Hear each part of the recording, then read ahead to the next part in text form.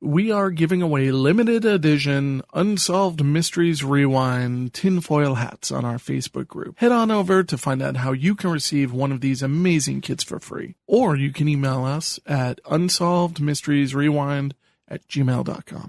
We cover many serious issues in this podcast. This discussion may contain reference to domestic violence, sexual violence, violence against children, suicide, drug use, or graphic depictions of death or dead bodies. It is not suitable for all audiences. Tonight on Unsolved Mysteries Rewind, two friends get together to discuss episodes of their favorite television show, Unsolved Mysteries. Will they find answers? Will anyone care? You may be able to solve a mystery.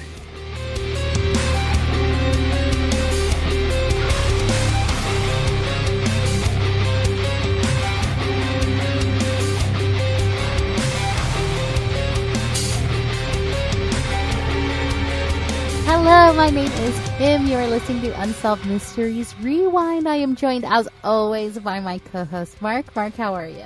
I'm doing great, Kim. We're doing take two here because our software is haunted, but it's okay. Because sometimes it's unexplained. Unexplained phenomena is all over this particular episode, and I'm really excited to jump right into it. This one comes to us from 1997. Yeah, we're talking about Season 9, Episode 8. Yeah, this is one of your choices. Yes. And I thought that this had a lot of different feel-good stuff, but it also had a lot of really dark stuff. And I think that one of these stories, personally, is one of the scariest things I think that can happen to somebody. I mean, there's a lot of scary stuff in Unsolved Mysteries, but one particular thing, and I'll point it out when we get to it, really freaked me out. You know? Yeah, I know what you're talking about, but there are so many moving parts to this episode. Like 3 of the 5 stories have tributaries of other stories in them. So what do you say we just jump right in? Sure, go for it. All right. Well, we are talking about 4th of July, 1988, and 5-year-old Chase Bowman is basically triggered by the fireworks going on outside. Right. Which is not totally uncommon, especially with children. Mm-hmm. And his mother is, his mother wrote a book called Children's Past Lives. So immediately, now, do we know when that book was written? No, that's a good question.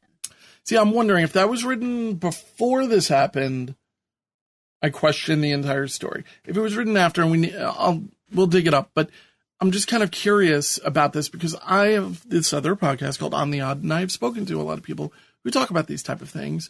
And some people are completely believable, and other ones seem to be kind of regurgitating other people's stories. I'm not saying that Carol Bowman is a flat-out liar. No, but she instantly lost credibility with me as soon as I saw that she was kind of like trying to hawk her book on here.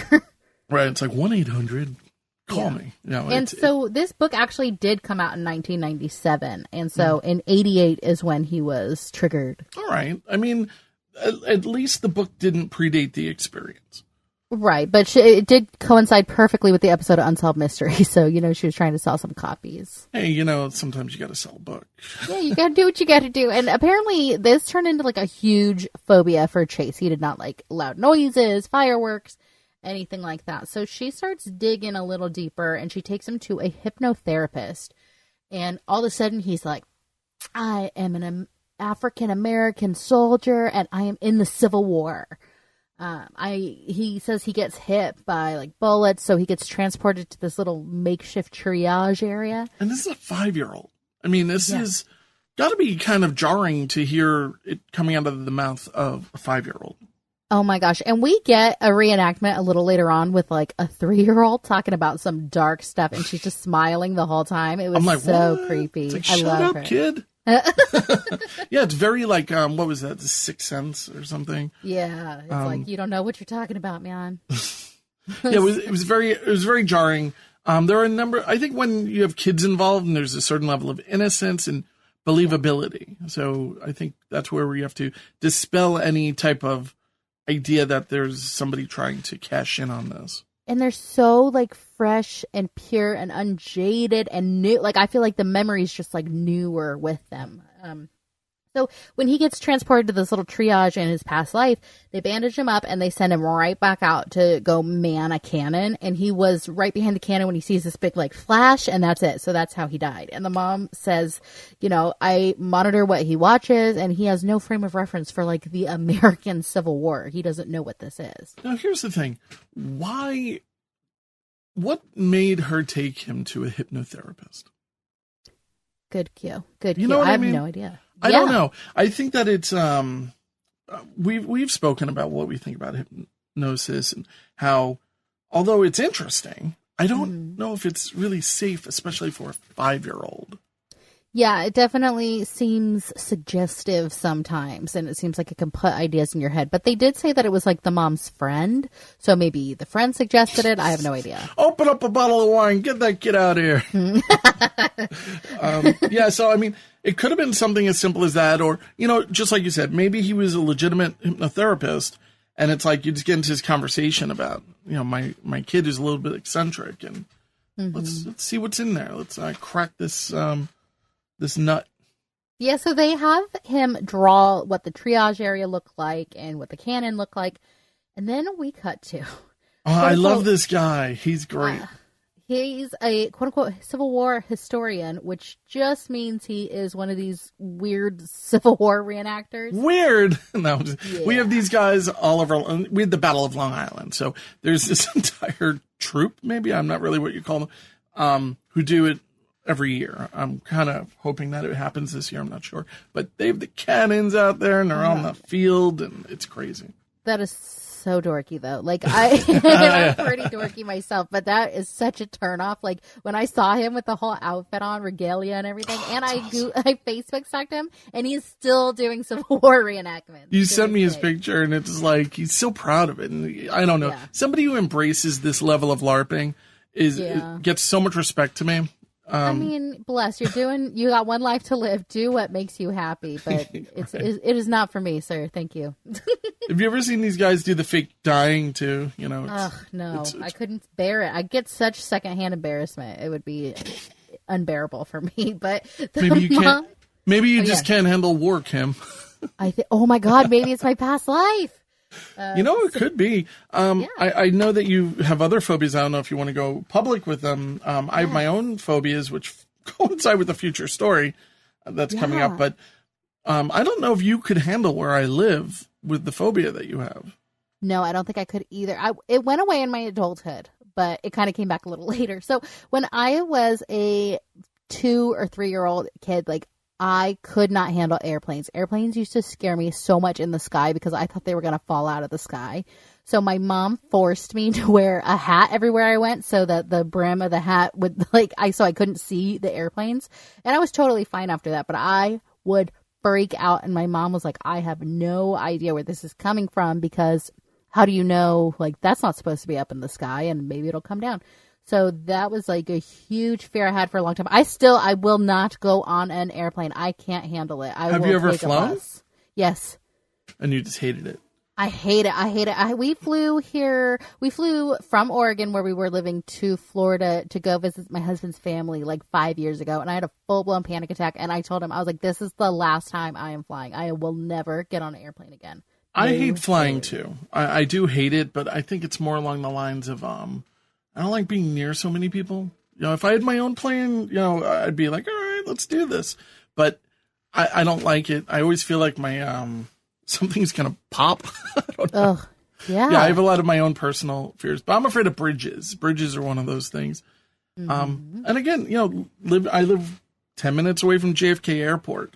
So I mean, growing up around here, you can see when a plane is over my house, the wheels are down, Mm-hmm. So it's kind of crazy. And even when they take off, the wheels are only kind of going up. So I'm really close. And the bridges around here are pretty long and high. So, so I kind of hate it. Nobody can talk to me when I'm driving over a bridge. Mm-hmm. No, definitely. I'm like, my hands are like gripping the wheel. Oof, I hate that feeling too. I don't love going over bridges, but it's not quite that bad. But was that like ever since you were a kid? No. This is like something that kind of started late teens, maybe. I think once I started learning about physics, Yeah. I started learning about how unstable a lot of the bridges are in the country and how they currently still are. I mean, the bridges in the country are terrible. Oh, yeah. And then I got into film and I got all of these historical photos. And there's one very famous shot of a bridge during an earthquake or something. And it's like twisting and it's really horrifying. All this weird stuff that I learned that is all legitimate. And so when I go over these bridges that are literally 120 years old, it's a little bit frightening. On the other hand, they just changed the bridge out here. Instead of it being like this big, ugly, scary bridge, the way they designed it has an open top. I don't know which bridge it is. I'll dig up a picture. I'd say a good 70% less agita going over that bridge. Okay. I don't know why. And also I know the construction is far superior to what was created like on the Brooklyn Bridge. Well, maybe you are similar to little 2-year-old Leah Lutter. No, I want to talk about me, not Leah. I'm sorry. All right, go on. Well, when she's 2.5, she is in the back seat and her mom's driving her home and she goes, Mommy, this is just like where I died. Oh, shut up, kid. Just shut up.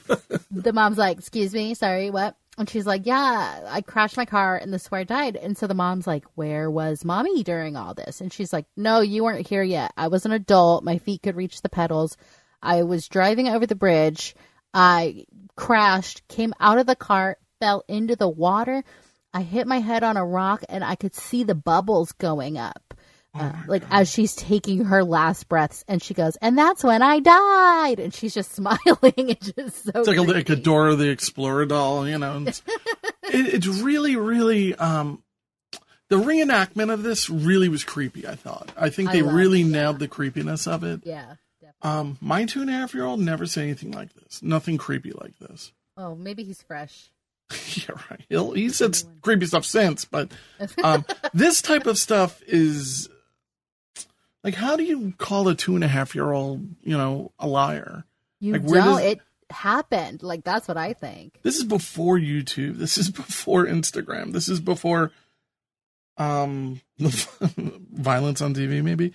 I don't know. Maybe not that. But where would this kid have seen these type of things or learned about them and be able to describe something so eloquently in a way? And the other kid that we talked about, Chase, he's 5. He's a little older. He's had a little more experience. Loud noises scare. He's getting his own idiosyncrasies.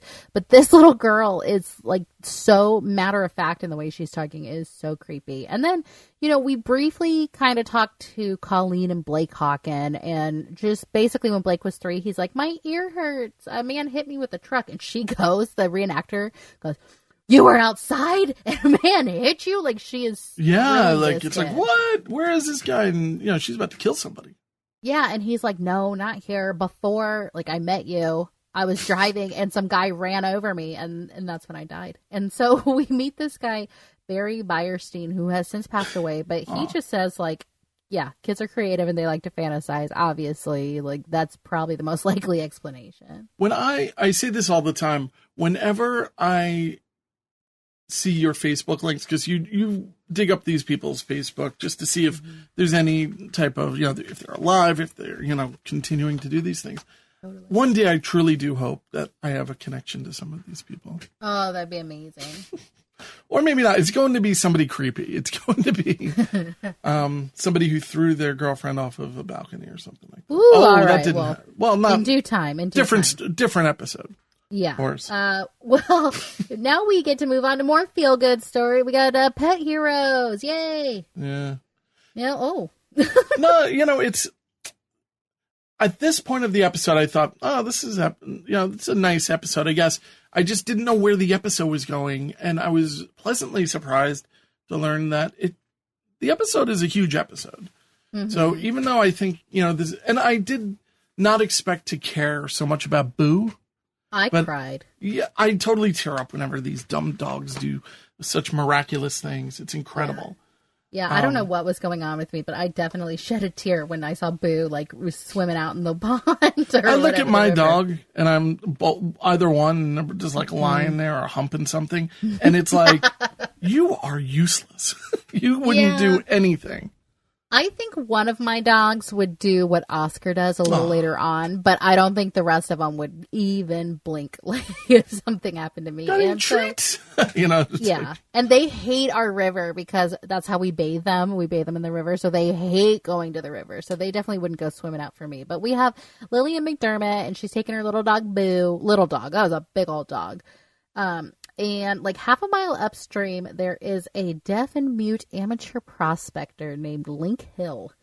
And he was just dredging the water for gold, and he had gone to fetch a gas can. And Link falls in the river, and he gets swept downstream. And this is like a swift moving river. Yeah, so we've seen prospectors on this show before, so I don't know. Yeah. There seems to be a pretty dangerous type of thing. You wouldn't think this would happen so much.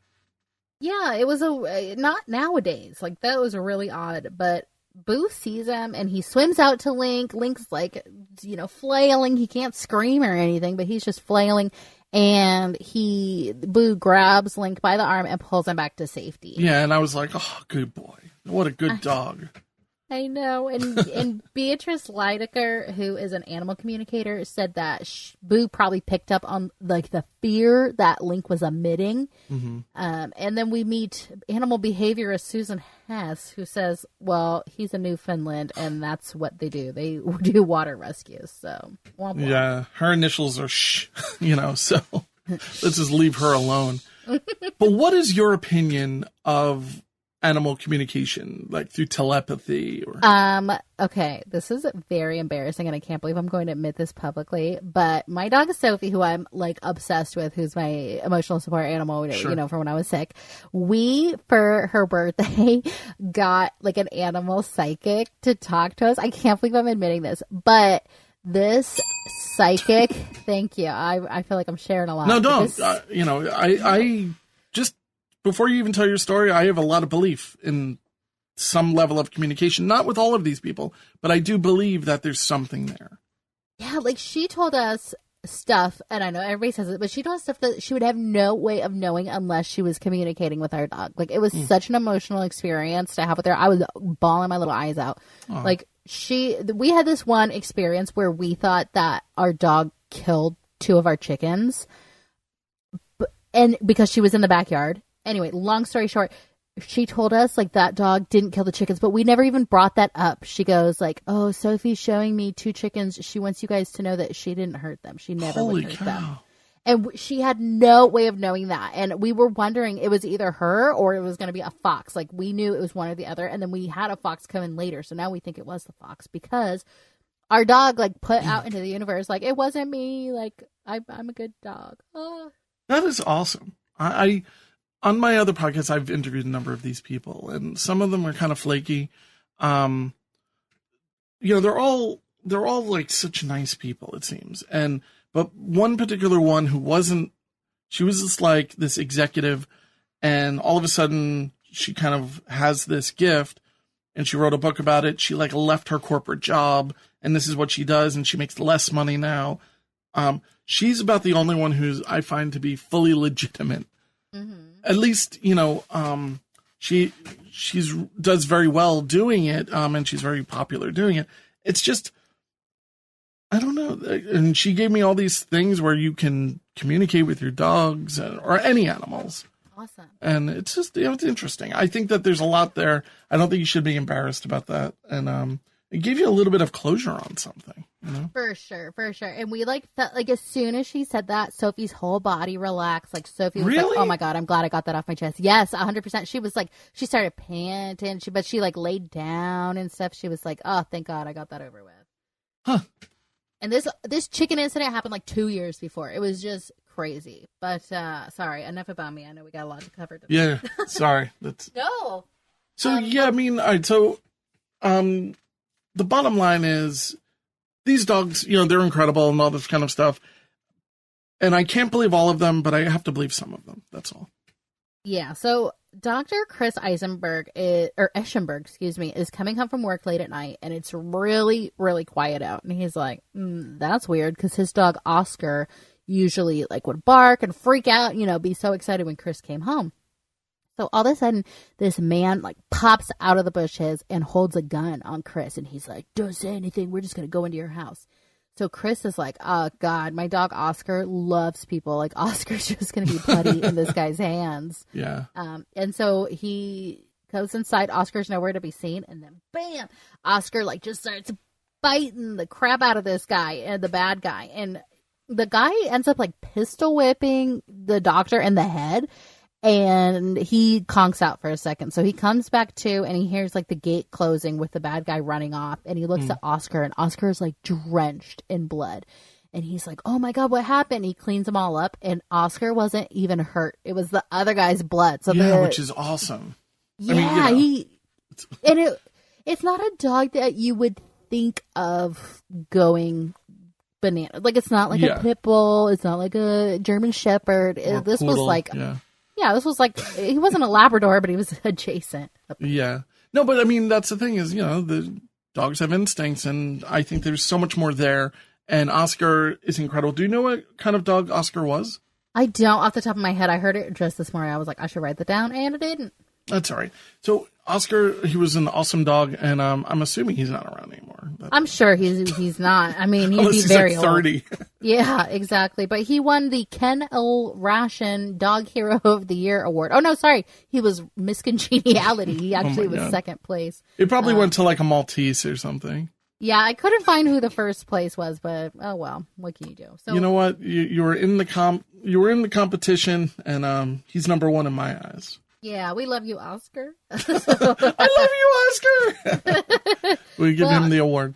So. Enough about these dogs. Yeah, let's talk about a cat named Ringo. John. No, Ringo. So Jeez. We're in Bowling Green, Ohio, and we meet Dr. Ray and Carol Steiner. And they're both homebound. They're a lot older, and Ray had just had heart surgery, and Carol had what they refer to in Unsolved Mysteries as a foot ailment, which sounds disgusting, but it was actually an injury from a car accident, and her leg was like all braced up and everything. But she was kind of bedbound. Like they were not moving around very much, and they were kind of stuck at home. It seems like all of us right now. Well, it seems like the most they could do is pretty much get up to open the sliding glass door and let Ringo out. But they had both been suffering from like memory loss, high blood pressure, chronic fatigue. Yeah. And suddenly in August, this cat just starts like going bananas. He will like run and body slam the door. And they're like, what's going on? He just makes as much noise as possible. So she goes and opens the door to let the cat out. And he will like run around the corner. And then he'll run back inside and he'll be like, hello, like, follow me, come with me. So the woman leaves to go with him and he starts digging up the garden. He's just digging. He's on this sole mission. He starts sniffing like something smells gross. Mm-hmm. And so Carol sniffs it and she's like, making like a wincing face. It was kind of cute. It was so cute. Yeah. So Carol sniffs it and she's like, this smells like gas.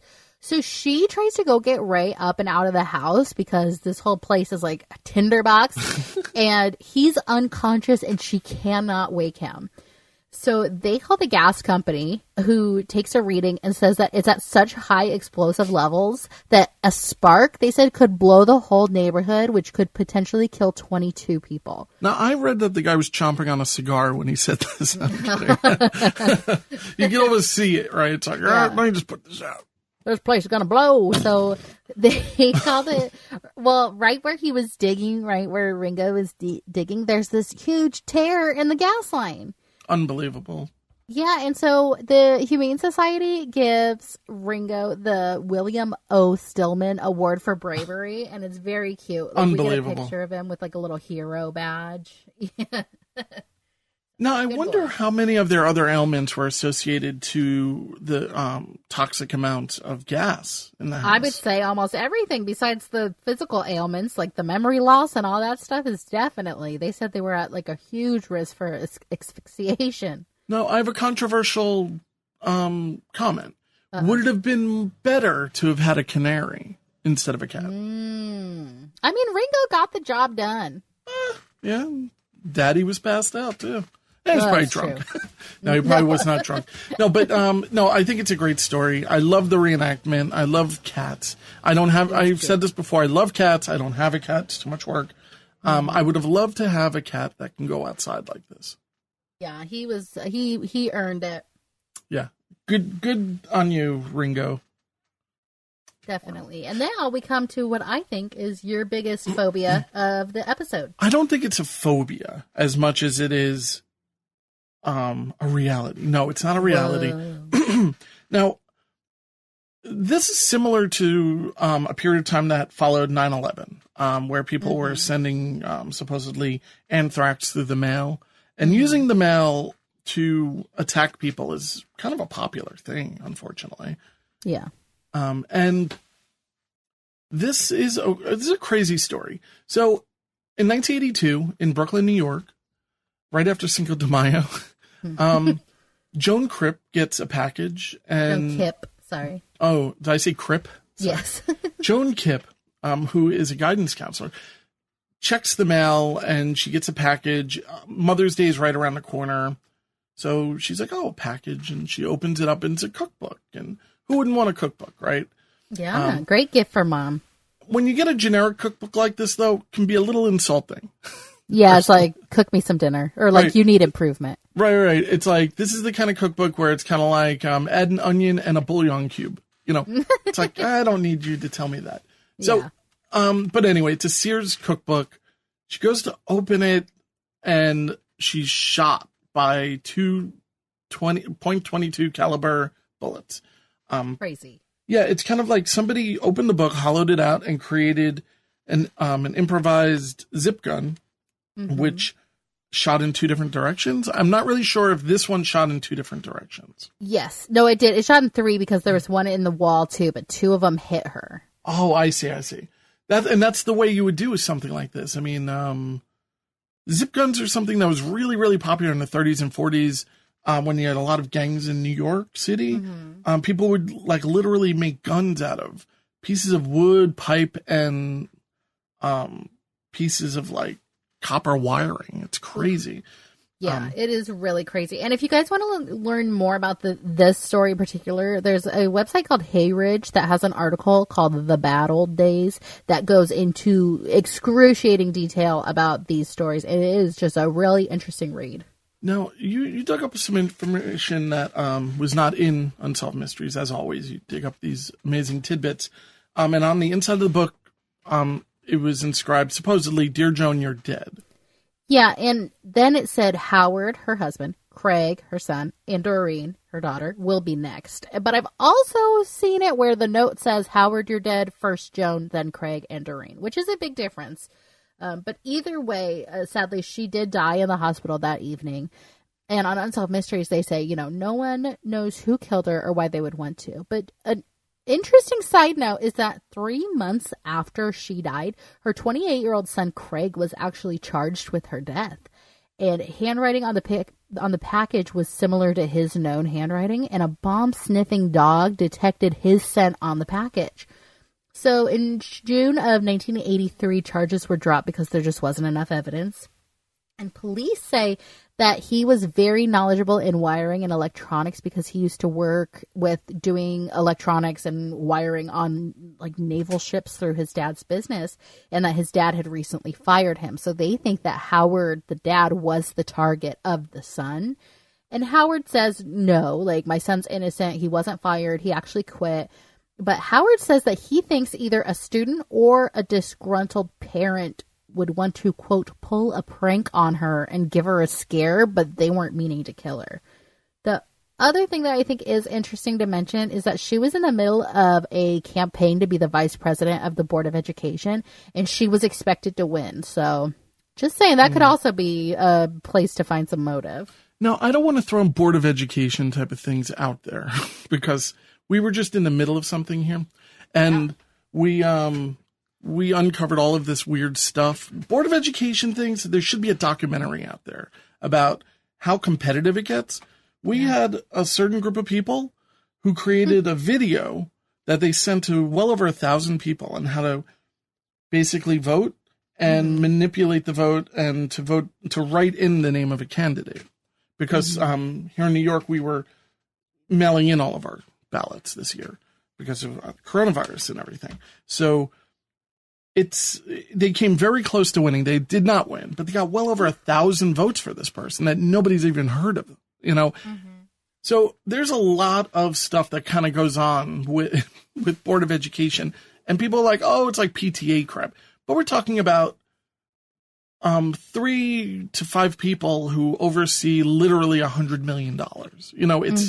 It's a serious job. So if you're listening, you should get involved in local politics and run for Board of Education. You get to see all the fun of all of this. But anyway, I just wanted to mention it would not surprise me so much if this was a Board of Education type thing. Right, I know, and that is definite motive to me, and I never saw anywhere mentioned where they investigated anybody even involved with that, but basically it's pretty quiet until over a decade later in October of 1993. A retired New York sanitation worker and his wife are on vacation in Pennsylvania. Oh, and they're just hanging out. Yeah, and he's just like giving her crap about donating to charity. He's like, I told you to stop donating to these charities. And she's like, I'll write a check to the ones I like. So the children come and visit, and they bring the mail from the westerly neighborhood of Staten Island where they lived.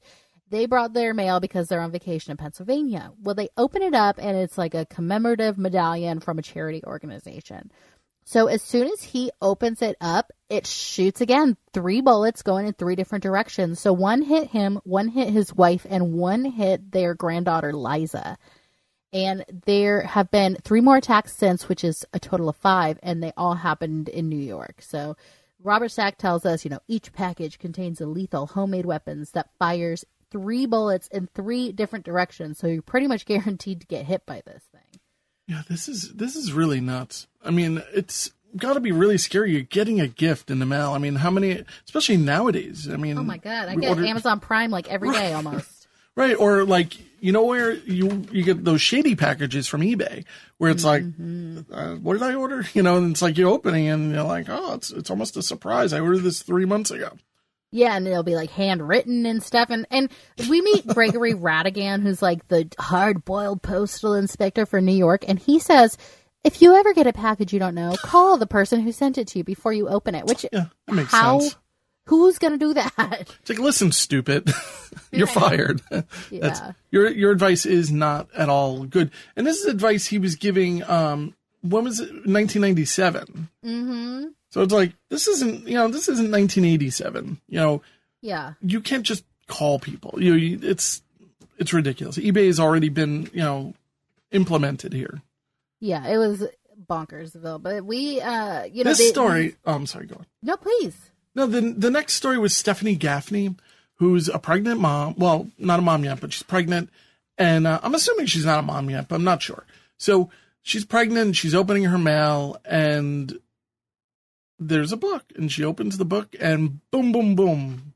And the sound effects here are on point. It's always 3 bullets. Mm-hmm. Yeah, but the graphics are not on point. No, they're not. Because at 27 minutes and 43 seconds, you can clearly see that her baby bump is just like a pillow with a strap around it. And we'll post a picture on the Facebook page, Unsolved Mysteries Rewind Podcast on Facebook. And oh my God, it was so, I was like, really? And it's like a machine gun when the sound effect goes off too, which is, I always wonder, what does it sound like? I keep thinking it's just a single explosion. Not really sure. I have no idea, but oh my God, I was so worried for that baby because God, yeah. The mom is hit with shrapnel from each bullet, but the baby isn't hit, but the baby is in severe distress. She's 8 months pregnant, and the baby has to be delivered like right now. So she luckily has a happy, healthy baby girl. We get to see a little update of them. And she says, if she had not opened the book on just a slight angle, she would be dead because that's the only reason why she got just little bits of the bullets. It's crazy. And all these places are within, I'm just going to look where Bath Beach is, the next story. I'm always amazed that so much bad stuff happens so close to me. I'll bet. Yeah. So in Brooklyn, New York, and Bath Beach, we have a 77-year-old realtor who had a near miss when he opened up a rigged package, which was addressed to his wife. And it ended up going through like the walls and the windows, but luckily nobody was hurt. So there have been no zip gun bomber packages since 1996. Now, there is a man who we will call Stephen, who is a suspect in this case. Now, Joan Kipp was one of his guidance counselors at the high school, and police busted in on him for whatever reason, and they found that he was making similar bombs. He was hollowing out books and putting, they call it a bomb, but it's not, it's a gun. So he was in jail at the time of her death, but they think maybe a friend on the outside kind of helped him with that. No charges have ever been filed against him. But here's my crazy theory. Is it possible? I'm just saying, is it possible? I'm not accusing that maybe the son was involved in the first case and then the rest were a copycat, because it took almost 11 years for another case to happen after Joan Kipp was killed. Yeah, I mean, I think it's likely, actually. I think that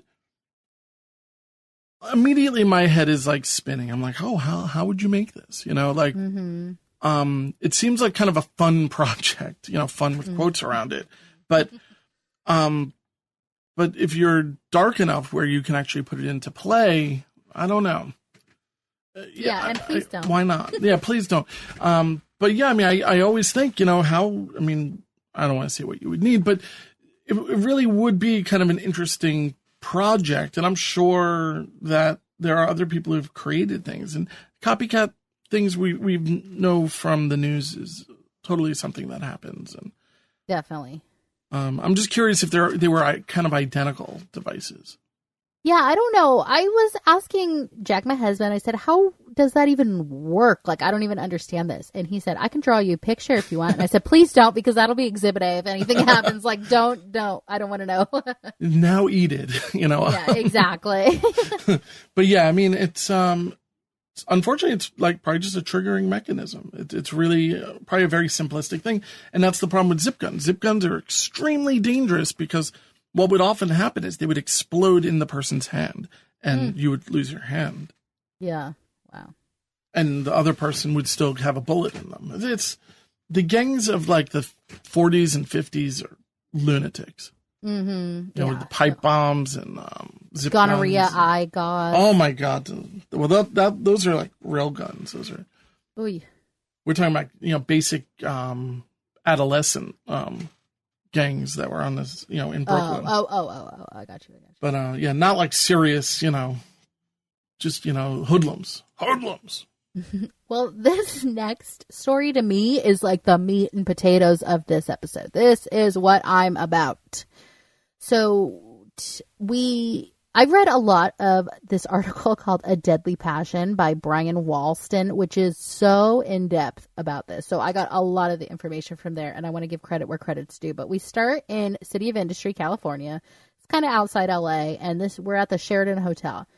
So on November 21st, 1996 is where we kind of meet up with Unsolved Mysteries, and we see police using a dummy that they fashioned out of fire hose, and they're dropping it off a balcony at a hotel, and we're like, okay, that's kind of weird. So on November 12th, just a few days beforehand, we meet Sandra Orellana, who falls 10 stories, which is 108 feet, to her death on her 27th birthday. Oh my God. It's the second episode in a row where we had somebody die on their birthday. It's so sad. So earlier that day, she had actually arrived in California on a business trip with her boss, who is 33-year-old Robert Salazar.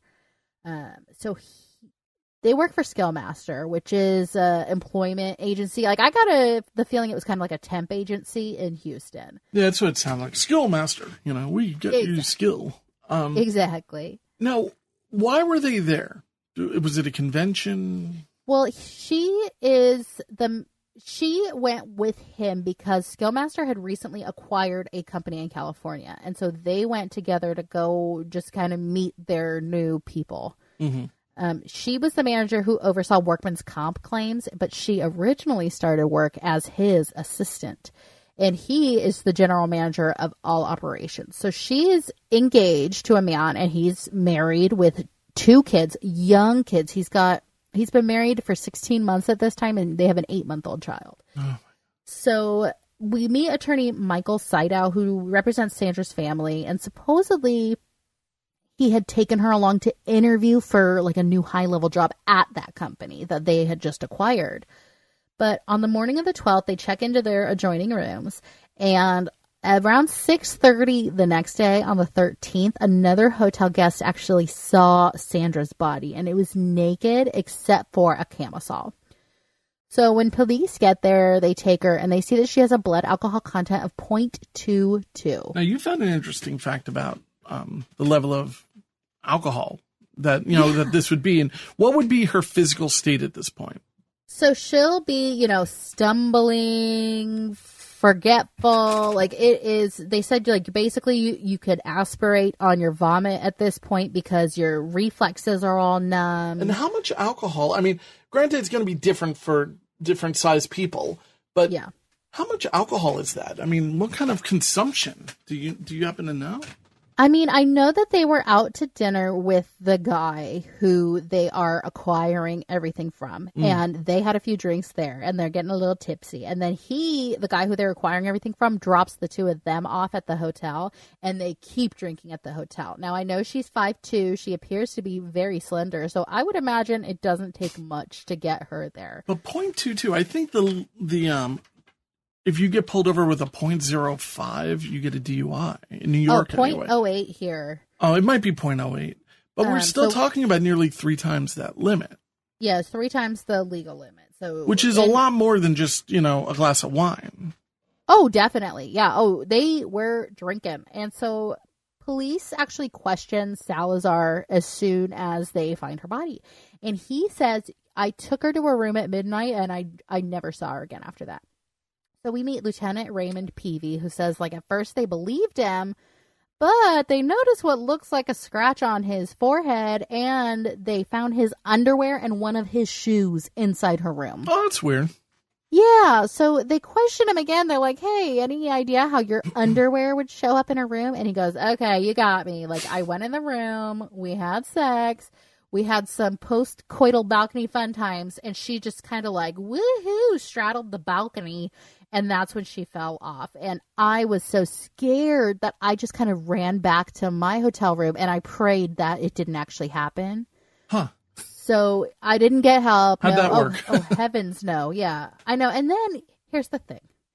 The next morning, he calls her multiple times, and they're like, get down here, sleepyhead. Like, what's taking you so long? Meanwhile, he knows that she fell 10 stories. But nobody's found the body at this point. No, but... Well, I just think it's so weird. I just think that people might have heard a body hit the ground, right? I mean, I'm assuming it. Well, I know from hearing these, I've heard what it sounds like when a body hits the ground. It doesn't sound like nothing, And I mean, it's possible it fell in bushes. I'm not really sure about any of those type of details. It didn't. It was like brick on the it was like cinder blocky type material, but the thing is, it was like 1:30 in the morning, something like that. It was definitely well after midnight. But where this story takes a turn for the salacious is that everything I read said that they were actually having sex on the balcony, which makes more sense when you're talking about what happened. I mean, let's just assume they're having the affair. Yeah. I also want to just point out that the end result here is he's innocent. We're not claiming he is not. Right. And that's the final end of result. We're just talking about the shadiness of the situation and what appears to be other things. So yeah, I mean, they're drunk, they're having an affair. Let's just put that out there. Let's just assume that is correct. And they're having this wild time for her birthday. I mean, there's a lot of things that are adding up. he's probably in some stilted, he's probably freaking out because he has kids now. And yeah, I could so see this happening. And in my version, granted, this is like a lot more graphic than I would normally be with another married man. But I'm just saying, talking to you. Yeah. But like in my mind, they were having sex on the balcony. She, like from behind, she puts her knee up on the railing, and maybe with some excited thrusting on his part, maybe she loses her balance and her center of gravity is shifted. Now, I also think the scratch on his forehead could be from someone who's falling, who's trying to grasp onto whatever she can easily get. Yeah, it's kind of like when this is happening, this is all happening very quickly, you know, and maybe very passionately. So it's one of these things where you go to grab her, but she's already falling, and she goes to grab you, and I don't know why they couldn't see if they had DNA under her fingertips. Yeah, I would imagine it would exist. Yeah, I have no idea, but the family says like if they had sex, it was not consensual. Like, she was a good girl. I know they always idolize their deceased. Yeah, I know a lot of good girls. No, yeah, they're single now. It's one of these things where, we can't really go by that, of course. It's kind of like my kid would never commit suicide. And it's like the unfortunate, sad truth is, they did. Exactly. And sometimes people have infidelity. It's a sad reality. And for them, it's not a sad reality. It's what they want to do. No, I think that they had an affair. That's what I think. And I think. I do too. I also don't know if there was anything malicious happening. I think it was consensual possibly, and it was an accident. Here's the thing. I mostly agree with what you said. Now, by 2020 standards, I don't think that's consensual, because if you have a blood alcohol content of 0.22, yes. maybe you're not putting up such much of a fight, but like they try and introduce the fact that there's like blood on the sheets and blood on his clothing, her blood. But it turns out during trial, a criminologist testifies that it was actually her menstrual blood. So it's not like it was from an aggressive attack. And according to autopsy reports, there was no semen in or on her body. So I don't know why we didn't find the under the nail results, if they even took them. Now, let me ask you, you've been on these kind of balconies before, not in these situations.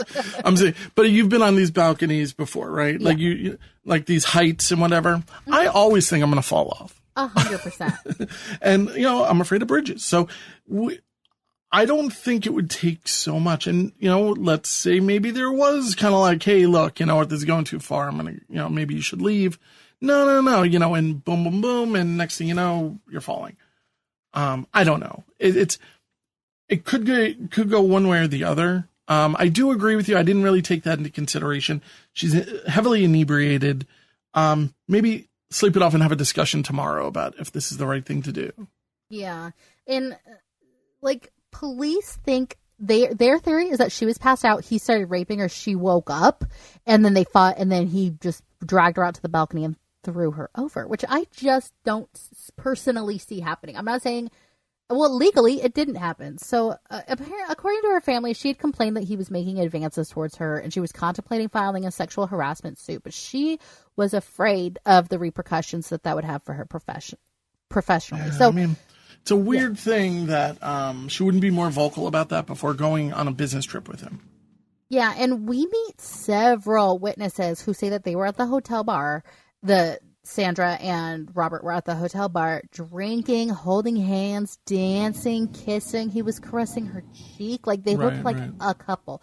So they went up to Sandra's room, and we have another witness who said that they were, quote, strenuously exercising their mutual attraction.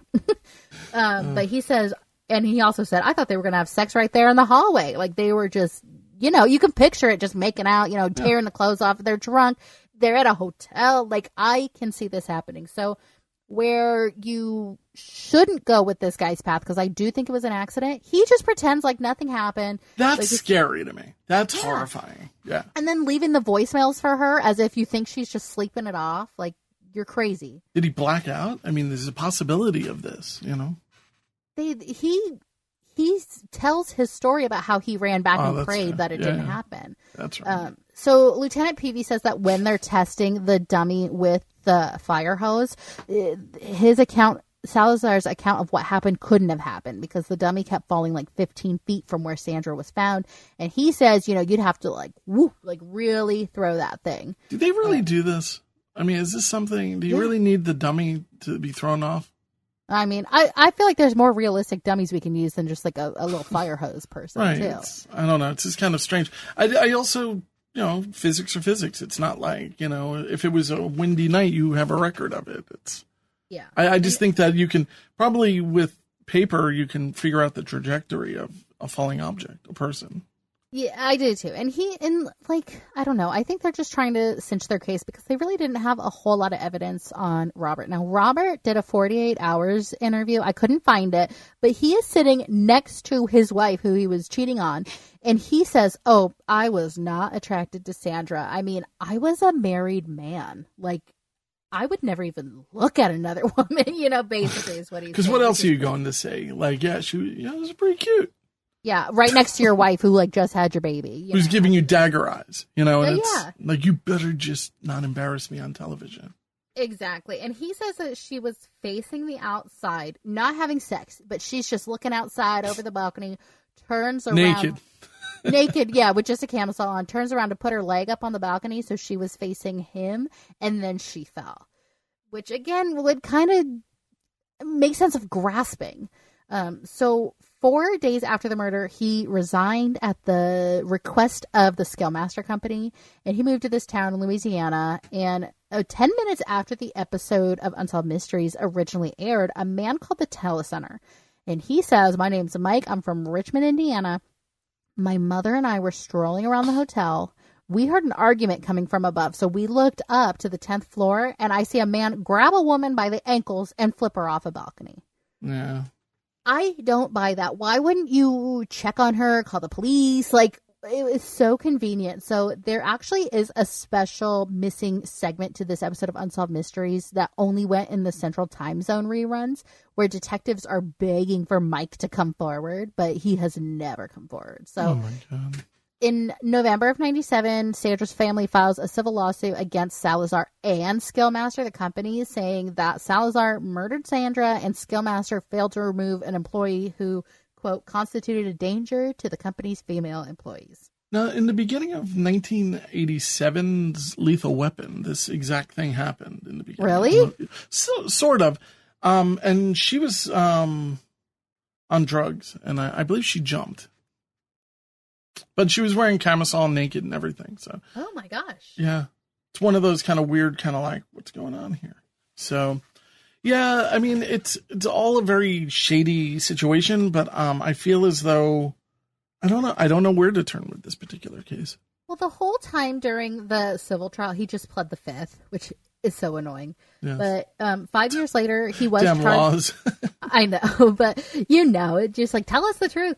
But 5 years later, he was actually charged with her murder, and the jury found him not guilty because there was no sign of a struggle in the hotel room. So Robert and his wife are divorced, and it didn't work out. Ugh. No, but guess what did work out? My Google searching.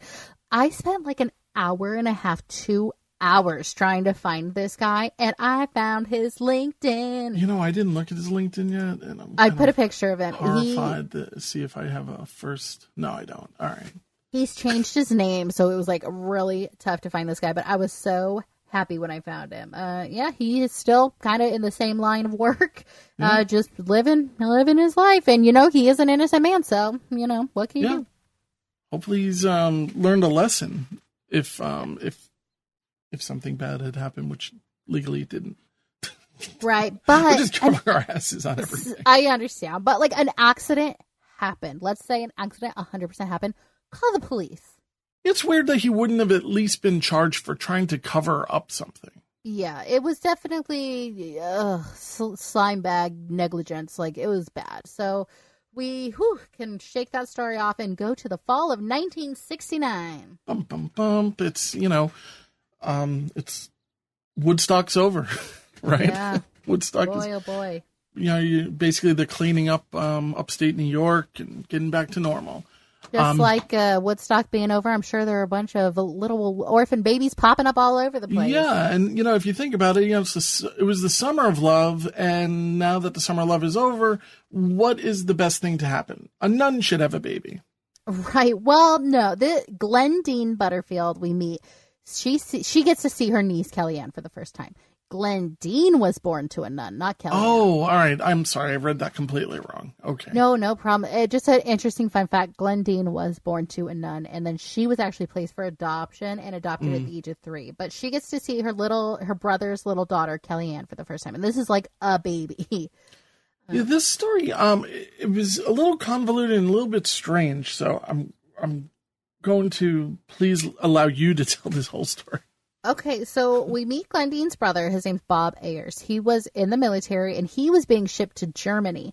Now, his baby mama, if that's what you want to call her, was also in the military. So they had nothing to do with his baby, like who was going to raise this baby. So the Air Force was actually going to put the baby in like the Air Force orphanage to try and adopt her out. And Glendeen, who's the aunt of the baby, said, no, my niece is not going to go to an orphanage. So she has this like hard fought battle to gain custody of Kellyanne, and she does get it. So Kellyanne joins the family. She's got 2 older sisters now, and everybody just dotes on her. And Bob Ayers was like, daughter, what daughter? I'm out of here. So, but none of this is legal, it seemed. I don't know. No. That's a thing. It's kind of like it's more along the lines of she can go live with you. Yeah, exactly. And, she's raised by Glendeen and Glendeen's 2 daughters. And in 1974, Bob Ayers decides to show up again. And so he's like, I don't want anything to do with that daughter, but I will take an apartment that's in the same apartment complex as you guys have. Right, I'll wave from a distance.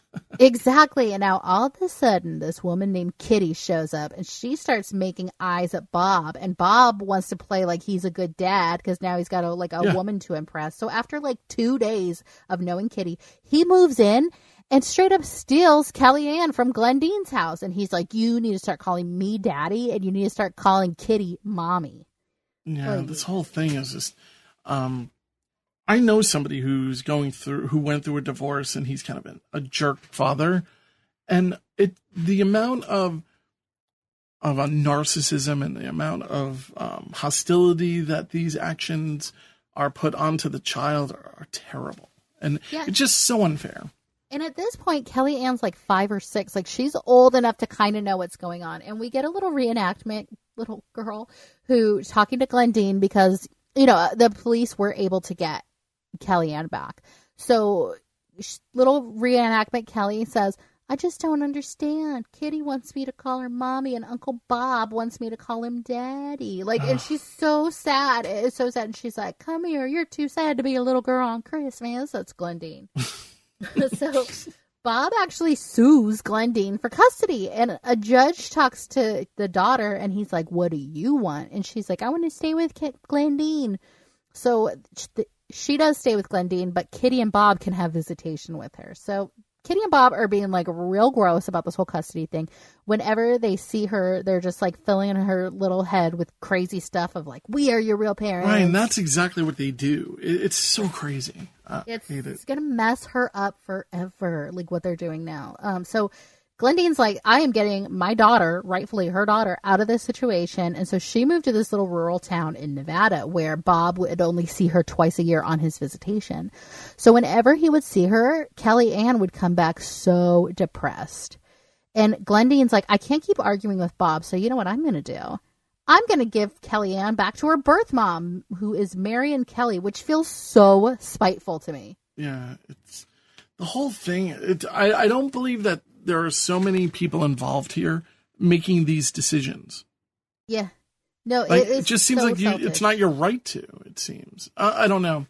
And here you go. You have custody now. Why? The mom was never in her life, like what? You're just doing this to piss off your brother. Like, it's such a weird power struggle between Glendeen and Bob. Mm-hmm. And Kellyanne is right in the middle. So apparently Marion, the mom, had remarried. She had 2 sons. And so Glendeen says that was like the more stable option for Kelly, but I don't buy that.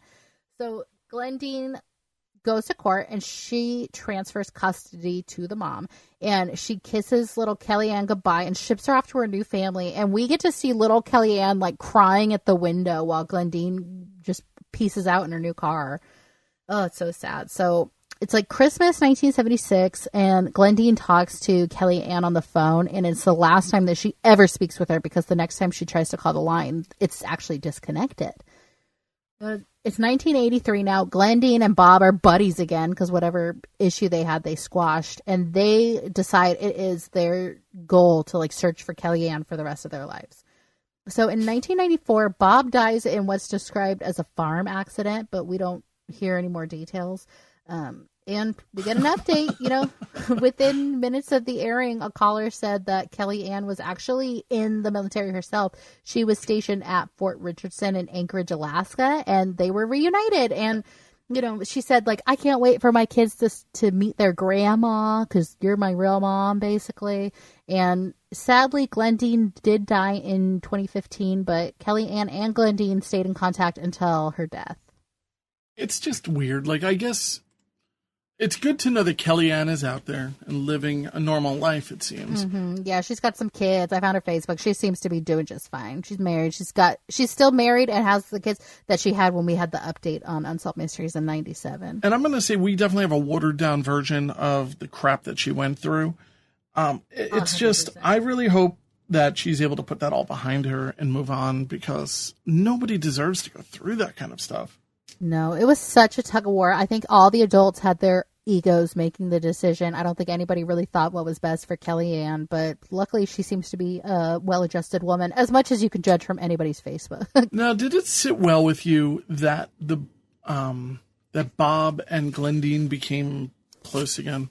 No, because then they're trying to find her together because they're friends, because the only reason they weren't trying to find her is because they hated each other. Like, it was so gross. I didn't like it. I really didn't like this story.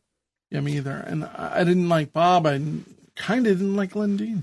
Same. But again, I'm glad that she came out at the end with a somewhat, hopefully, normal life.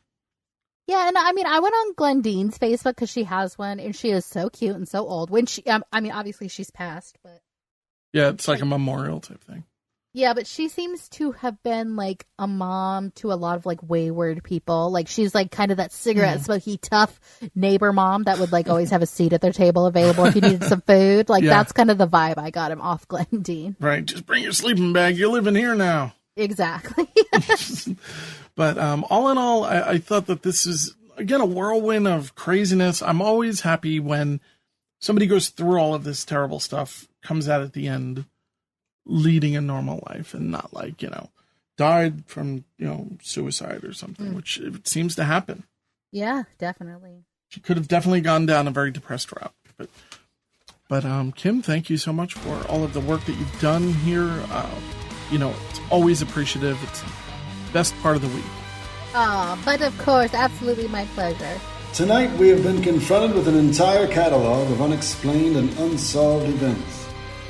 Tune in next time as Unsolved Mysteries Rewind discusses another collection of unsolved mysteries. Until then, we can only look and wonder.